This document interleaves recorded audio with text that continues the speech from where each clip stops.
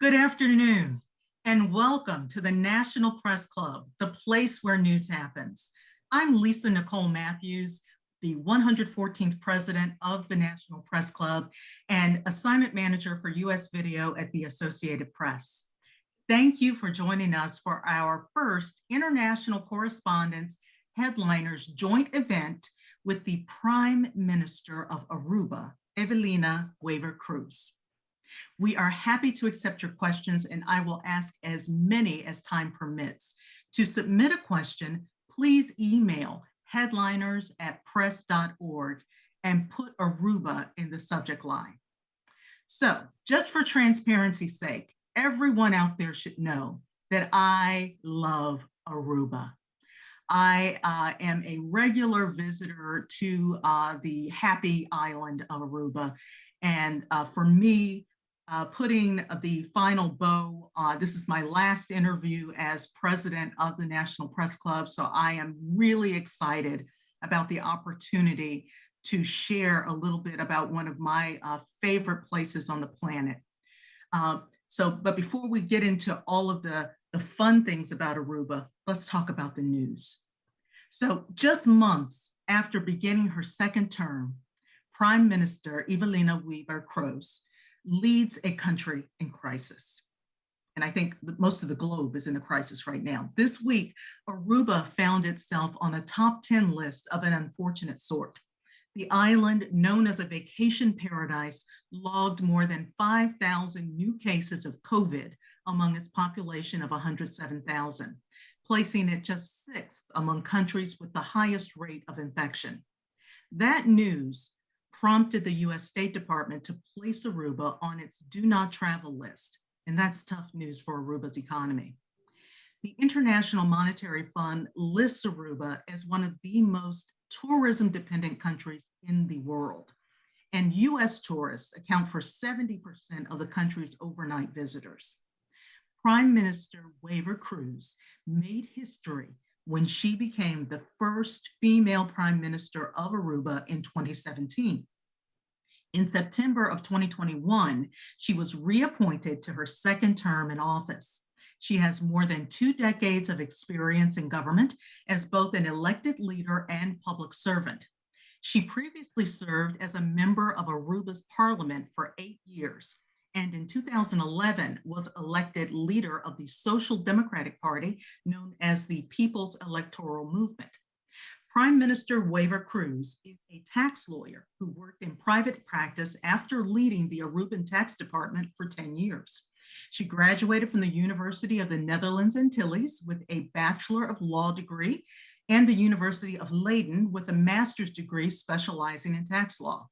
She hails from a family of politicians and has said that encouraging more women to run for office is a priority of hers, which I'm interested in talking with her about.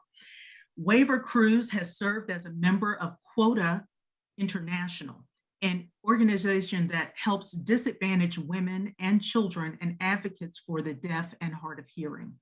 She is the mother of 3 and a grandmother of 1. We look forward to hearing her thoughts on Aruba's present and Aruba's future.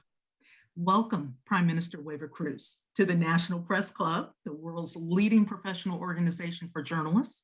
The virtual floor is yours. Thank you so much, Lisa. First of all, I would like to wish you and all the members of the National Press Club still a very happy and prosperous new year. I'm very honored to be your guest today. I would like to go over some general information of Aruba, also on the relations between Aruba and the US, how important the US is for us. Of course, a little bit about COVID, and then I'm open to hear all the questions that there are.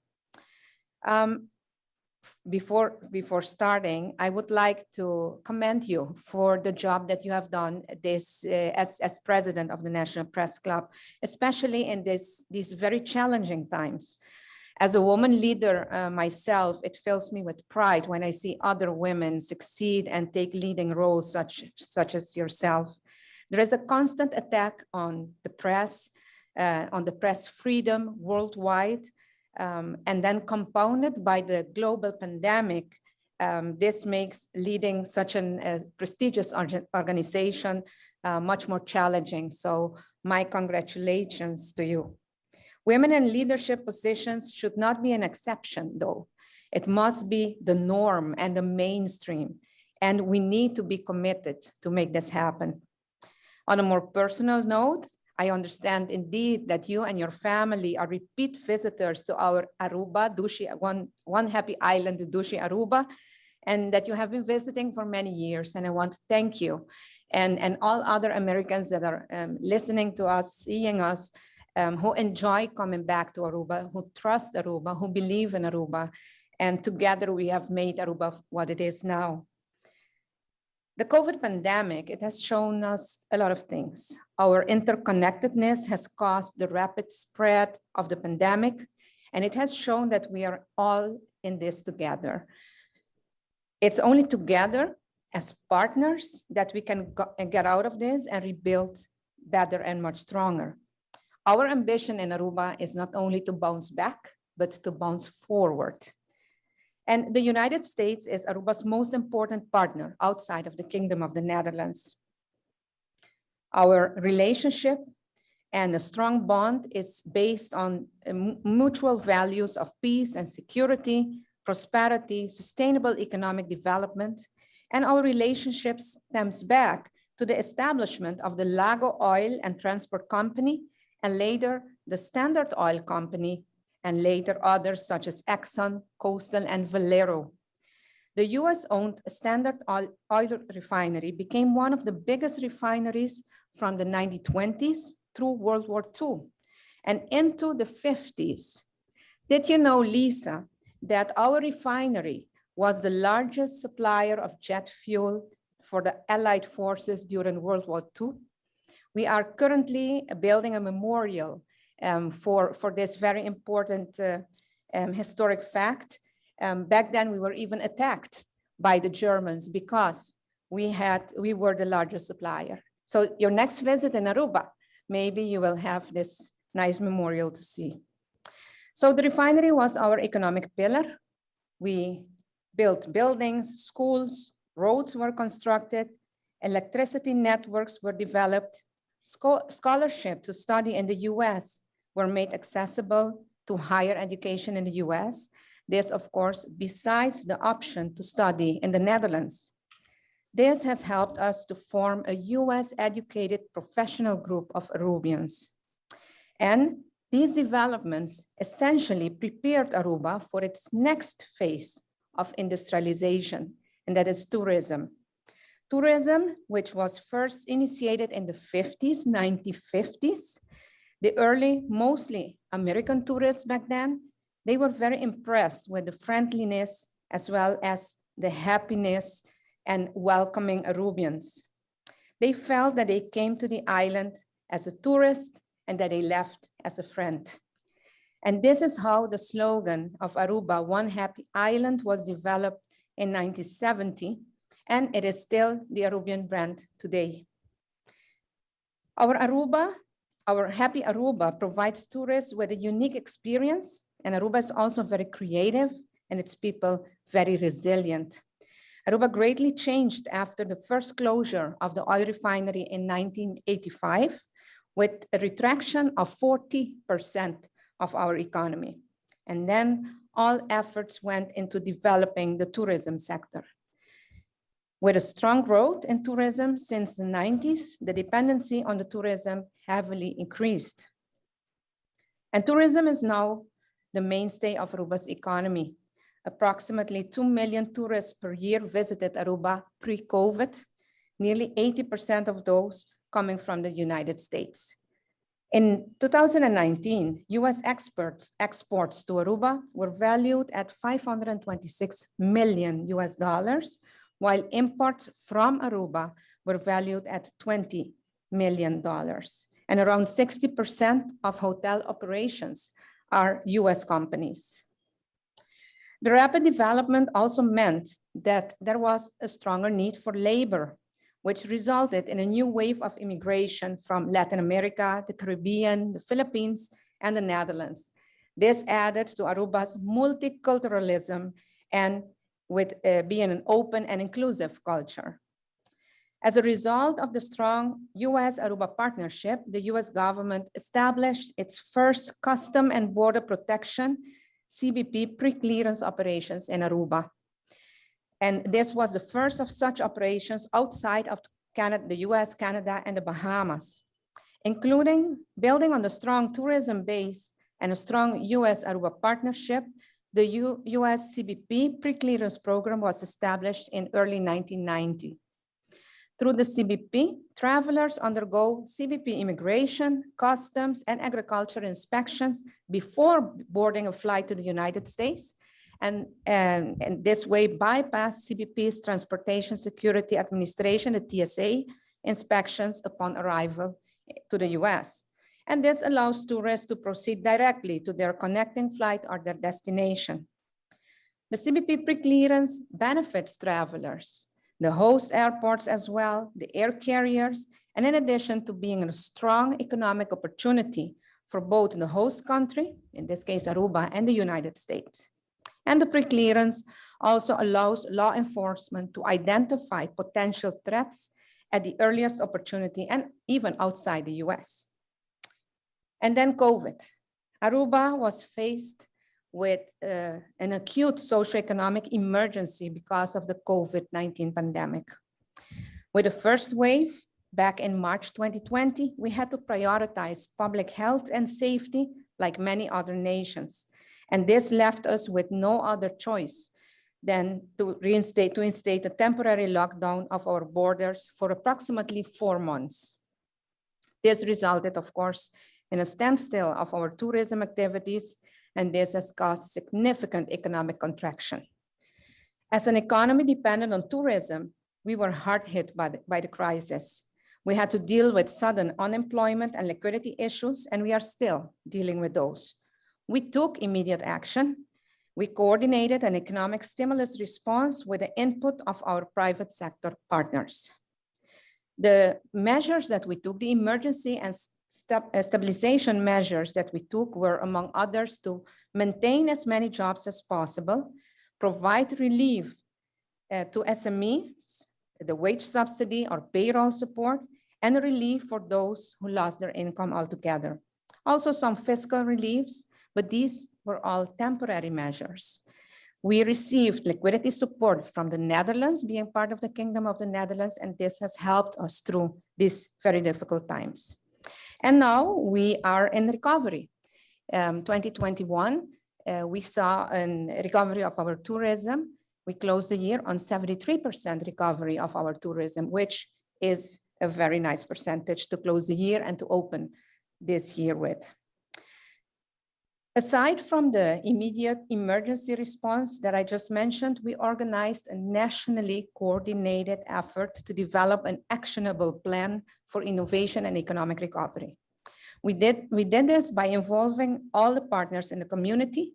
250 professionals came together, volunteered their time, and they drafted the Repositioning Our Sales Master Plan. It is imperative to better the opportunities for all our citizens and build a solid foundation for the younger generation that will have the task to carry Aruba into uncertain future and rapidly changing world.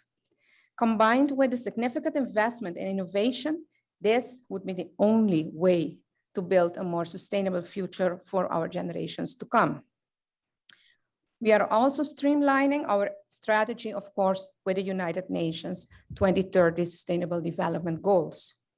This 3-year master plan seeks economic growth that is smart, that is inclusive, and is sustainable, and it focuses on structural reforms. The strengthening of our economic resilience is fundamental to recovery, to both maintain the jobs and to create new types of jobs. And as I said earlier, our ambitions are geared at not only bouncing back, but more importantly, bouncing forward with accelerated innovation capabilities. From a bigger picture economic recovery perspective, it is ever more important to first focus on key initiatives and reforms that would trigger a ripple effect and catapult the remainder of the plan into action. And in this, we see it is imperative to invest in continuous education of our workforce to reduce income inequalities. And also significant investment is required in training and reskilling and vocational programs for the youth to increase their employability. The crisis underscores our nation's structural vulnerabilities that need to be addressed with a renewed sense of urgency, especially given that the pandemic keeps surprising us. And as a small island, we are the last to ignore the impending reality of the need to mitigate and adapt to climate change and be part of the solution to this wicked problem facing us. We are not one of the biggest polluters in this world, but being an island in the Caribbean, we experience the impact the most. Luckily, I have to say, Aruba we consider ourselves very lucky to be outside of the hurricane belt, but still climate change has an enormous effect on us as well. So the road ahead, it will not be easy, both through strong collaboration models and continuous open dialogue, we will achieve what we want to achieve. And this is how we see new opportunities for cooperation in areas of mutual interest to the US and Aruba.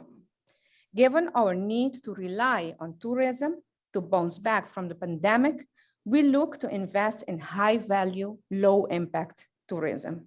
And at the same time, focusing on innovation, following a circular economy model where climate adaptation and mitigation, sustainable energy, are some of our focus areas.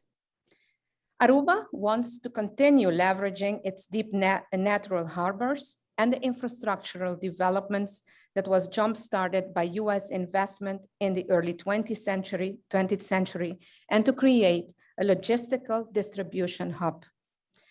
The pandemic has further underscored our high dependency on food imports, and innovative agricultural development will need to be a priority here in Aruba. Innovation in this area is imperative.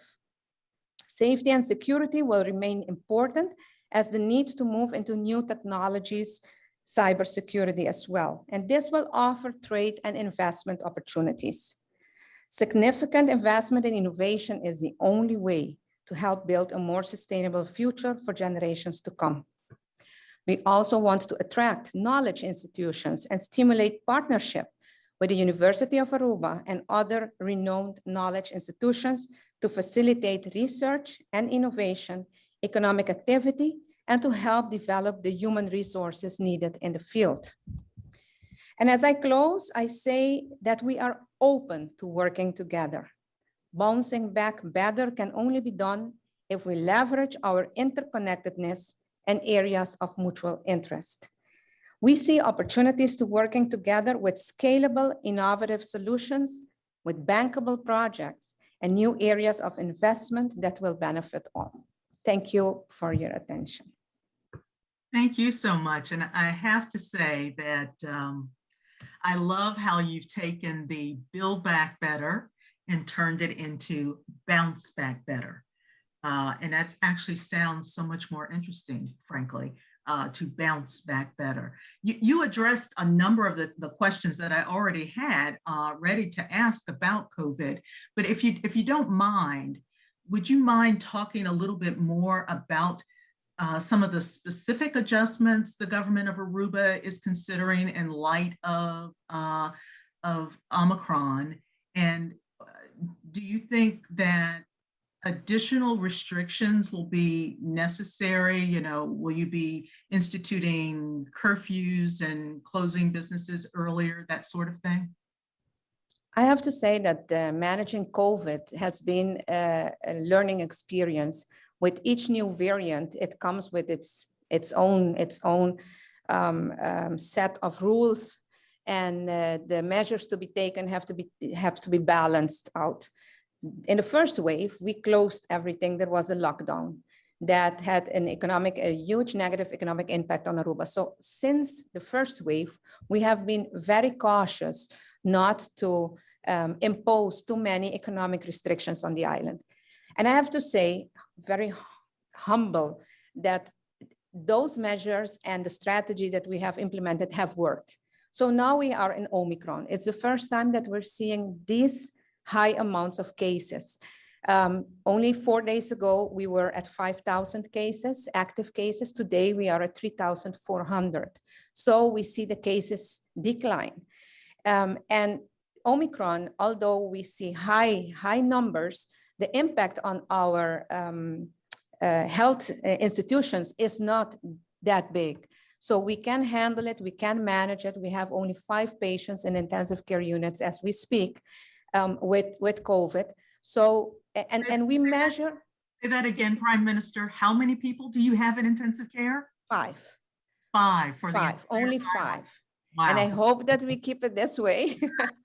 And our model of, to answer your question, if we can expect more curfews or other measures, our compass in this is the capacity in our only hospital that we have, because we only have one. In the United States, if you have a problem in one hospital, you can move to another one, but here it's not that easy, although we have very good connection with Colombia, the country of Colombia, and we can send out patients to Colombia. That has happened also during COVID. So our compass is the hospital and intensive care capacity, and we are doing okay. So we are not expecting to have to implement any other measures. Currently, the effects that we see of Omicron are mild. During December, January, almost everybody on the island has a flu, a light flu. So it's difficult to perhaps to detect if it's Omicron or not. But with the high amount of cases that we're seeing, the impact on our island has not been that severe. The CDC warning level has increased. The CDC has included us in the highest risk category. We expected that to happen because with high numbers, of course, we expected that this would happen. But I can assure everybody planning to visit the island that it's safe. We have all the measures in place. We have a very strict testing entry requirement. And depending from which country when a visitor is coming, there are several rules. Some can enter the island without any prior testing if they are vaccinated. If they're not vaccinated, they have to test here at the airport. We have a facility at the airport. And other countries that are on very high risk, the list of very high risk countries, such as the Netherlands currently, they have a requirement to test 24 hours before boarding. The United States currently it's 48 hours, other countries are 72 hours. So we have a very strict entry requirement. And we have testing facilities on the island, even in the hotels. The hotels provide testing for their guests. The United States government requires somebody to test before boarding to go to the US. So the hotels, they provide that service as well. So I want to just assure you that it's safe. It's safe. We have the sun, we have very nice beaches. The people are very friendly. People are still coming despite the fact that we are in the high level, the high risk level by the CDC. And we appreciate that very much. I can certainly attest to the tough testing measures because folks were not playing when we came in June. And we are planning to return as a family this year. So let's talk a little bit about development on Aruba, if we can, because I've got a question here from National Press Club member Gary Caruso, who's also a lover of Aruba. He says, last week I returned from my 9th consecutive year in Aruba for a Christmas holiday vacation.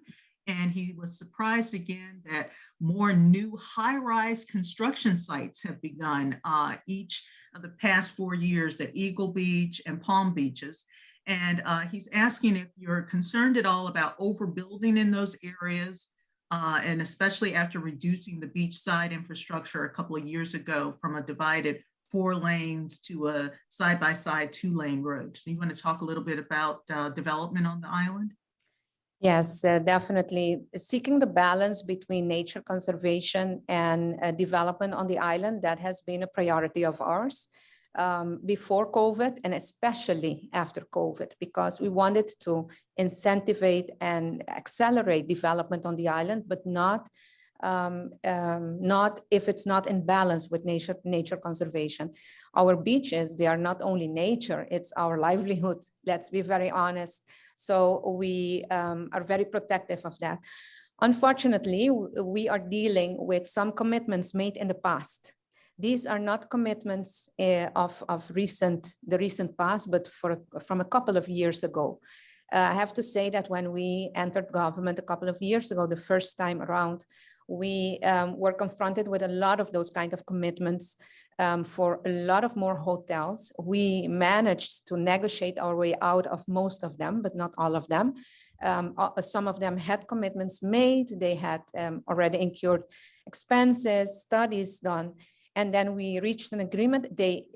Even if they had a very strong commitment by the government, and we tried to negotiate our way out of it, they were willing to reduce the amount of rooms, to reduce the amount of floors, etc. So we are seeing some development now. Those will be the last developments. There is simply not more space for more development, more hotels building. At this moment, we are the island is divided into, you can consider that we have two areas of very high interest for hotels. One is with the beaches, where the beaches are, the south part of the island, and there is simply no more room. There are a couple of rooms committed, and those will be built in the coming years, but then after that, there is not. And there are a lot of requirements and conditions that they have to adhere to in order not to jeopardize our nature conservation. And then we have San Nicolas, the other part of the island, which has not seen a very intense tourism development. And we are seeing one hotel being built there now. And there are other tourism developments that we will see at that part of the island. And that is the way that we are trying to balance things out. We have recently, last year, we have implemented a law that will guarantee that a spatial development on the island be in balance with the nature conservation. So I'm hopeful. Indeed, I've heard some critics on the building of hotels, and I feel that. And we are trying to balance out economic development on the island. It's very nice to see investors that were interested in Aruba before COVID coming back so quickly and wanting to invest in Aruba. And we welcome them. We welcome foreign investments, local as well, but foreign as well. But the balance is what we're looking for. So I can assure you that this balance is being taken into consideration. That's good. I noticed on my last two trips that there's an hotel at the airport now, which is fantastic, especially for when your flight is delayed or what have you. I am interested, though, in hearing more about plans for development on the San Nicolas side, because I have to tell you that I don't make it over to that side of the island as much as I would like to when I come to visit. And I feel like there's a part of that Aruba that is maybe more authentic on the San Nicolas side. Can you talk a little bit more about plans for development on that side of the island and about the people that live on that side of the island? San Nicolas is a very special part of Aruba. A very special, the typical part of Aruba where you can really experience the Caribbean atmosphere. Being in part of the Caribbean, San Nicolas gives you that experience. San Nicolas was long known for the refinery that was there and was active. The refinery has been closed now since 2013, 14, something like that. The people of Aruba, and especially in the area of San Nicolas, always hoped on reopening of the refinery because those were golden times when we had good refineries on the island. We have tried to reopen the refinery with cleaner industries. It has not been achieved yet. So we are looking into other possibilities for the area. We have opened a public tendering, a request expression of interest procedure. We have published that internationally for all investors willing and interested to invest in that part of the island, not being, we open it for three possibilities. One is reopening the refinery, another for other kind of industries on the premises of the refinery, and the third would be any other development that you think that is possible. And we are. What about Yes? solar? What about solar? I mean, there's nowhere that the sun is shining more, except maybe over in Africa, than in the Caribbean and in Aruba specifically. Have you considered solar? I know we. Go ahead. Yes, one of the investors that that subscribed to the procedure proposed that. So we are in that phase now. We already had one LNG industry interested in investing. So we're looking into all other developments in order to refurbish the premises. So that has made St. Nicholas, that was typical for St. Nicholas in the past, and that will not be the same in the future. So what do we have now? We have a very beautiful nature area and a very beautiful beach in St. Nicholas. In that area, they're constructing a hotel currently. That will be the Secrets Hotel. And there are other smaller developments, eco-tourism destinations with 10 bungalows or 10 rooms or 20 rooms, smaller kind of boutique hotels. And it's all enhanced. It will all enhance the tourism product that we offer in St. Nicholas, but also the more the adventurers, the ones that want to explore Aruba on its rougher part, and that is a very nice area in St. Nicholas. So we're looking into that. Also restaurants, Caribbean restaurants that want to establish closer to where the people are moving, and this historic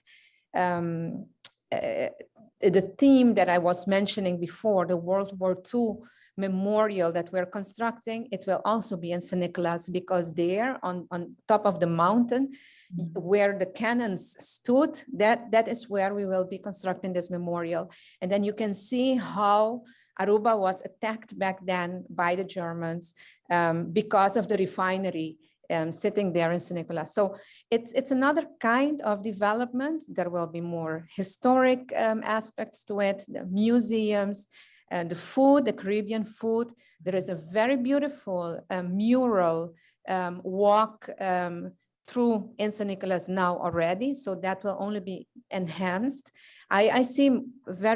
We are convinced that the development of Aruba will see now after COVID will come from St. Nicholas, and through that development, that will have an impact on the rest of the island. That's interesting. Going back to COVID, and a tougher question. Back in 2020, you received a personal security detail, much like Dr. Fauci and some experts here in the United States had to receive. You received some death threats in October and December that basically were the result of the government's imposition of the COVID curfew. Are you still receiving that security detail, or do you still feel like you need it, or have things kind of calmed down? Things have calmed down. I have to be honest. It was a year ago when it was very, very intense. By the end of 2020, the beginning of 2021, and there were complaints. The prosecutor's office took charge, and the people involved they already received their conviction. Okay. But the curfew in December, January did not last very long, because the wave, the active cases started to decline. After January that we had a curfew last year, it was only in August that we reinstated a curfew. And that was because at a certain point in time, we did not have any capacity left in our intensive care due to Delta. That was the Delta wave. Right. But those curfews, people understood. And there was a gap between the curfew of January and this one in August. So I think that people understood, and there was less complaining. And since we have not had curfews, because like I said, our compass is the capacity on the intensive care. If that is okay, we're okay. I want to talk a little bit about security and, you know, along those lines, because you did have to get a security detail. For me, when I think personally about Aruba, it's the kind of place that I would travel alone to. And I would feel very secure, not just because I've been going there for so long, but just because of the general attitude of people on the island. And I always feel safe and secure. But being in America, I can't help but mention the case of Natalie Holloway, which I think still comes to a number of people's minds when they hear Aruba. Have there been any updates on that case? I know it's been like 16 years since that case. Have you followed up as a country, or have any of the investigators given out any more details about her case? The Natalie Holloway case was 16 or something years ago. Back then I was working in the private sector, and it was something that as a country has hit us hard because we love to welcome our visitors. And this was a nightmare that we never thought would happen. As a mother myself, you can imagine something like that happens, and it shakes your whole system and being. I can assure you that as Arubians, we were not very pleased with the way the investigation was handled back then. Aruba is part of the Dutch kingdom, the Kingdom of the Netherlands, and some positions are held by Dutch professionals, partly because we do not have professionals to occupy all the positions that we have, and partly because the Netherlands wants to have more a better view, more control, better view of what is happening. After a couple of years after, there was an audit done on the way that the investigation was handled. And the audit indicated what could have been better, but the audit also indicated that the local police force did what they could do. What the government did, I was not in government back then, but it's the government. What the government did was, after this audit, they instituted a team that is still on this case. So there is a special dedicated team in order to handle all new leads or tips that can come in, because it's still an ongoing investigation. It was never finalized, unfortunately. So currently it is. There were some allegations of obstruction by the police, that the police commissioner himself had actually obstructed the investigation. Is that included in the ongoing investigation?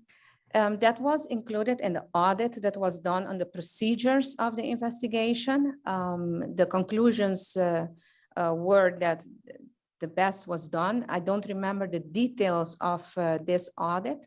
I can check up on it now. And the Minister of Justice, our Minister of Justice, is the one in charge.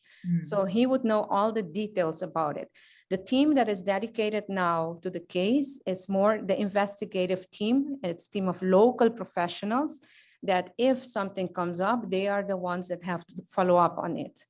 And I have the feeling and the trust in this team that if anything comes up, they will handle it accordingly. So it's still very much, a lot of people still remember what happens, of course, what happened, because it was a tragedy. It was a tragedy to us all, not only for having a visitor of the island that disappeared. I mean, that has not happened, and it does not happen every day here.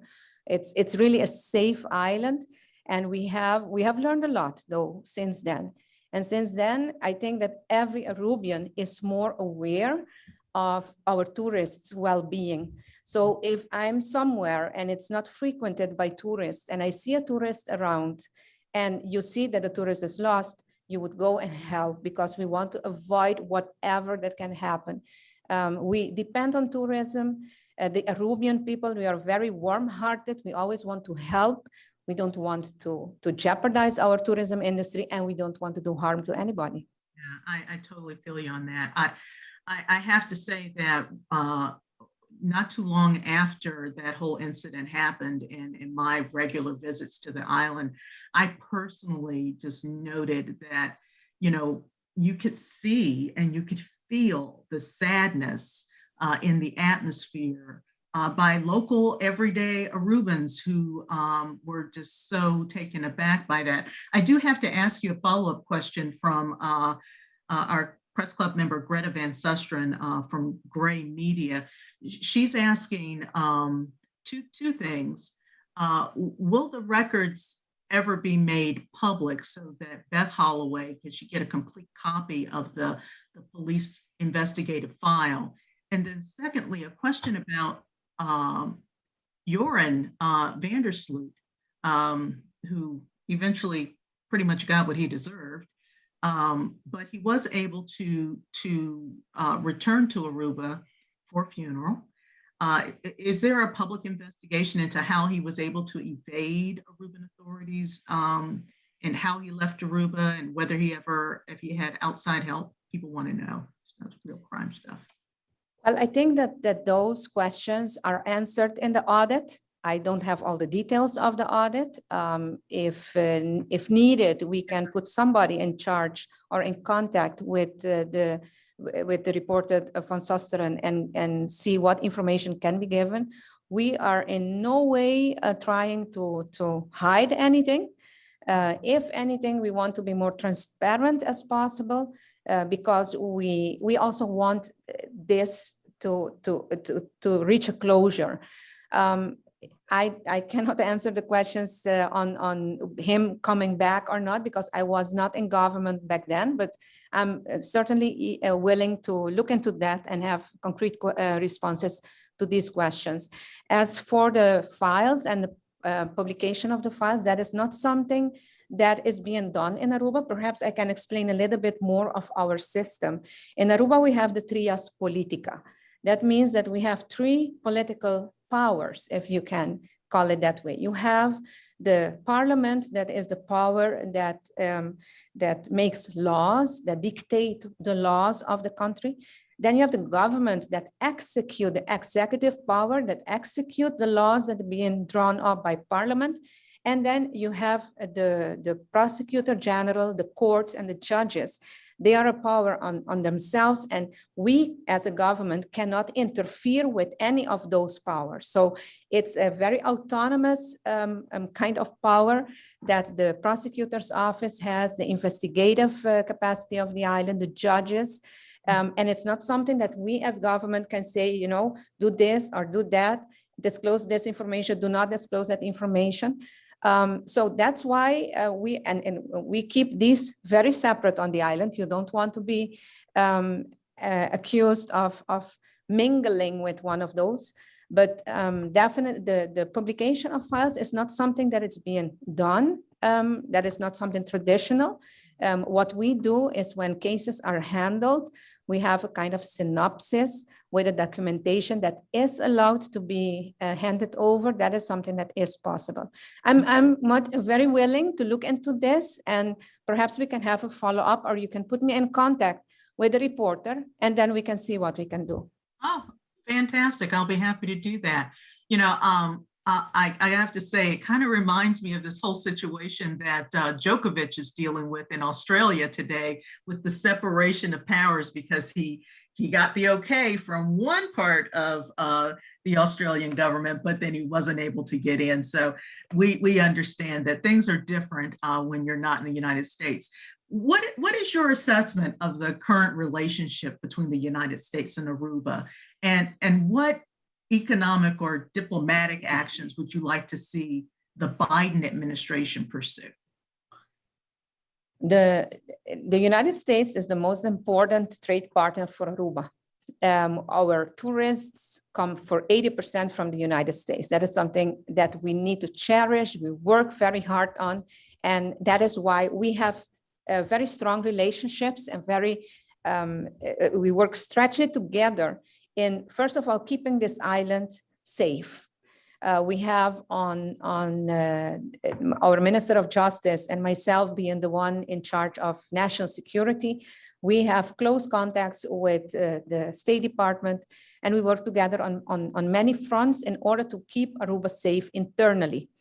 Aruba, we lie before the coast of Venezuela, in front of the coast of Venezuela. On a clear day, you can see Venezuela. Yes. For those of us that are watching and listening, Venezuela has its internal political challenges. There is a lot going on in Venezuela, and a lot of people want to get out of Venezuela. So Aruba, we are in the backyard of Venezuela. Venezuela has been hit hard, very hard by the sanctions of the United States and the European Union. And that has made a lot of people that make the decision that they want to leave Venezuela. They leave through Colombia. There are millions and millions of Venezuelans leaving through Colombia, but there are thousands that are leaving in small boats from Venezuela to Aruba.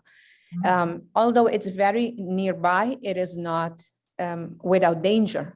Those seas are very rough. We have sharks. But people, out of desperation, they just step into a boat and they want to come to Aruba or to Curacao. Aruba is closer by.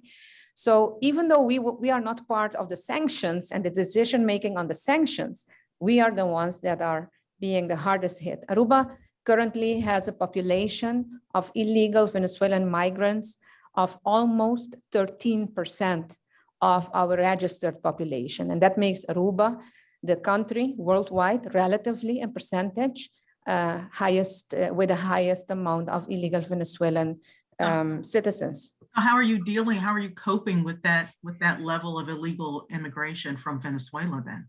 Well, to be very honest, we have been dealing with this for a couple of years now. This is not something new. That's something that has been happening for a couple of years. And I describe this as that the Aruban population, we absorbed the Venezuelan migration problems that we experienced.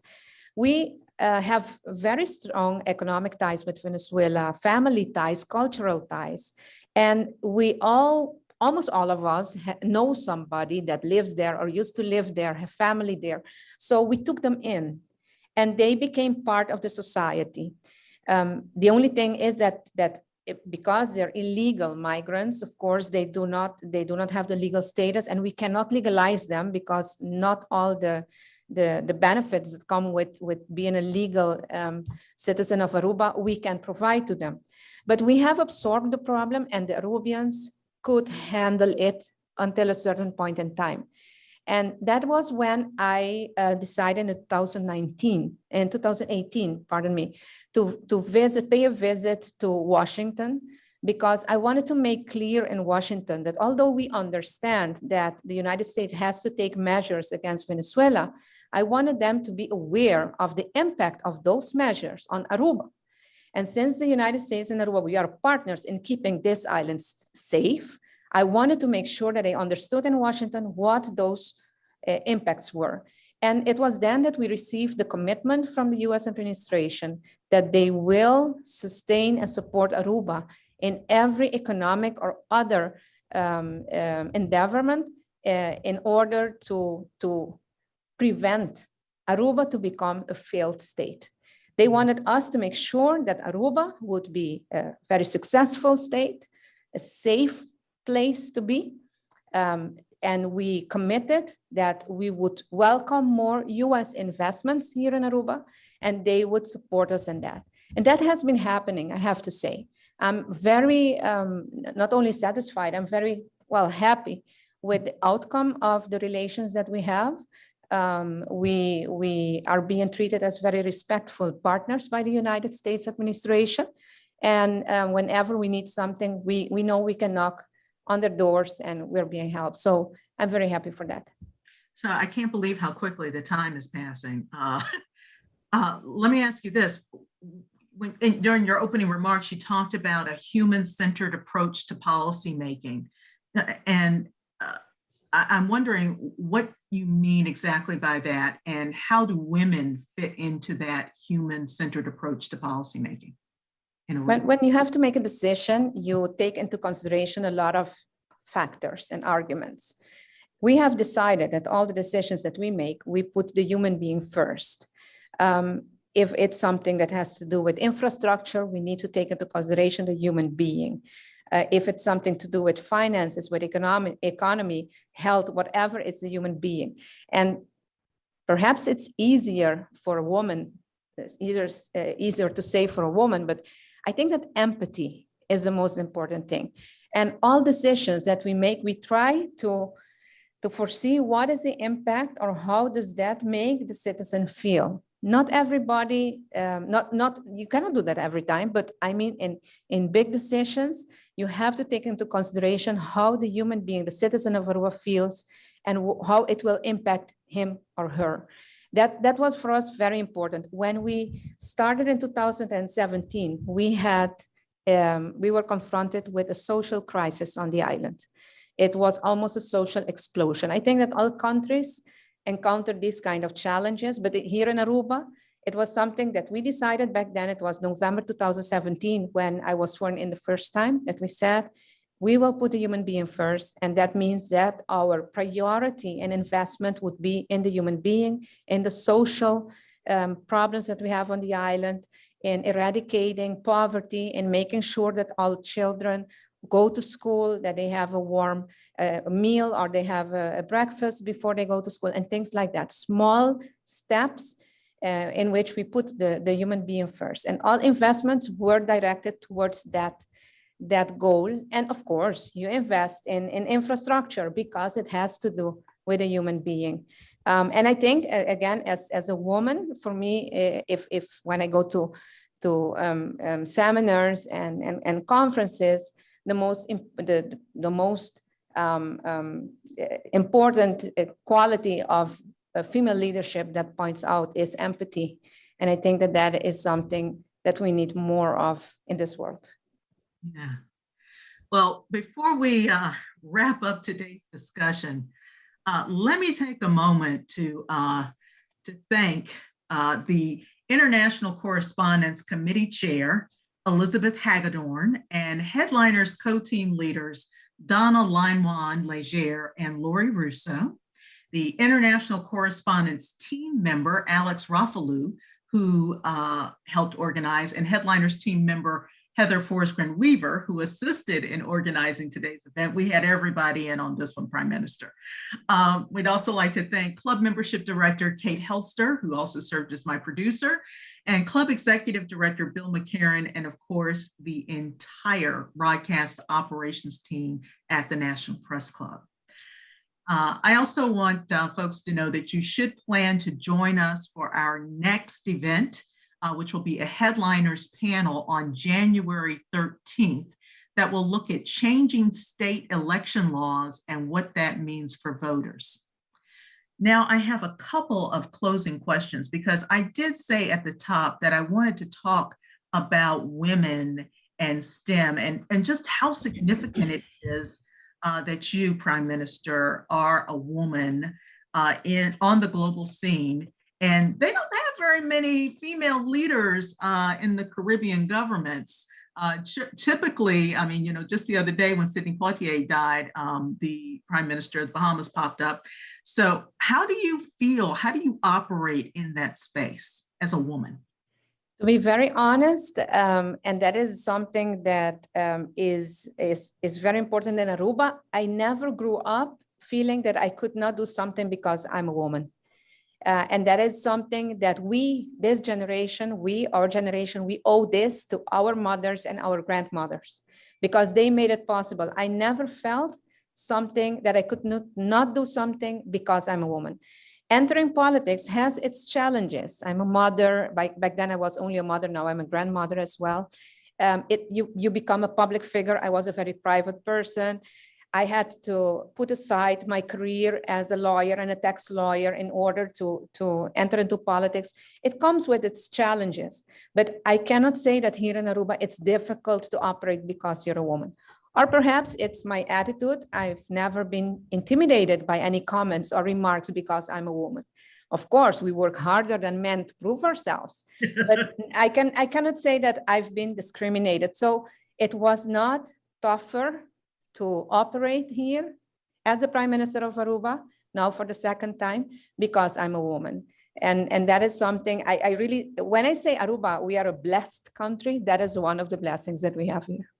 I wonder, because I look across the globe at female leaders, Angela Merkel, you know, we had Margaret Thatcher back in the day. Is there a woman leader globally who you looked up to, or whose style you wanted to kind of implement as a part of how you operate in Aruba? Not really, not really. I always look for role models, not in a single person, but elements in several persons, and then try to combine them and make it my own. So you want to share who some of those people are? Can you share? Well, locally, we had a very famous politician, Betico Cruz, who had a very warm heart for the country and striving for more autonomy on the country. He was my uncle, but not because he was my uncle, but he has inspired a lot of politicians on the island. We've had some politicians in the Netherlands as well that had a very strong feeling for what they were working towards. I think that in the United States, I have to say that the presidents that I experienced in my adult life as a child, I never wanted to enter politics. So I was not bothered by politics when I was younger, but in my adult life, I think that all American presidents brought something to the table. Either what you wanted or you didn't want to take over, but they all brought something to the table in order to teach us something. I don't think that there are single elements. My friend, the Prime Minister of Barbados, Mia Mottley, she inspires me with her presence and her stamina. We have a Prime Minister in St. Martin who is also a female leader, Silveria Jacobs. And she also has her way to do things that inspires me. So I take a lot of elements from a lot of people. You know, I am so sorry that we did not have time to talk more about STEM and what you're doing on the island regarding STEM for girls, because we've only got about 3 minutes left. So that means we definitely have to have you back. So I'm gonna leave that for part 2 for when we have you back in the coming year. But one last thing, Aruba recently celebrated 35 years as an autonomous country within the Kingdom of the Netherlands. Look ahead for us to the next 35 years. What do you see for Aruba's future? I see a very prosperous Aruba, a very strong, resilient Aruba, an Aruba in which each citizen knows what we want, how we achieved what we have, and what we have to do to conserve it, to strive to conserve it. I would like to see an Aruba more with an economy that is more diversified. Currently, the dependence on tourism alone, that has been our weakest point. It is our highest selling point, but it has made us weak. And if there's something that I would like to influence in the coming 3 years that I'm still in office, is that we diversify our economy definitely in a way that it will be diversified and make Aruba resilient, make Aruba strong. But I see a stronger Aruba in the years to come, an Aruba that can fulfill the dreams of many people around the world. Fantastic. Well, Prime Minister, I have to tell you that this has been a fantastic interview. It was great welcoming you to the National Press Club, albeit virtually.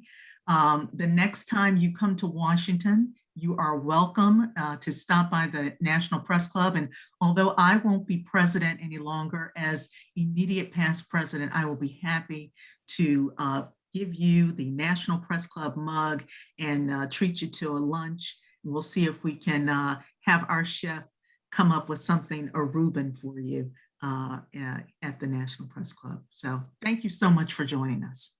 Thank you so much. Thank you for the opportunity. And I hope, I wish you all the best. And I hope the incoming president can continue this good job. All the best for the incoming president. And I hope to see you soon. Absolutely. Happy New Year. Happy New Year.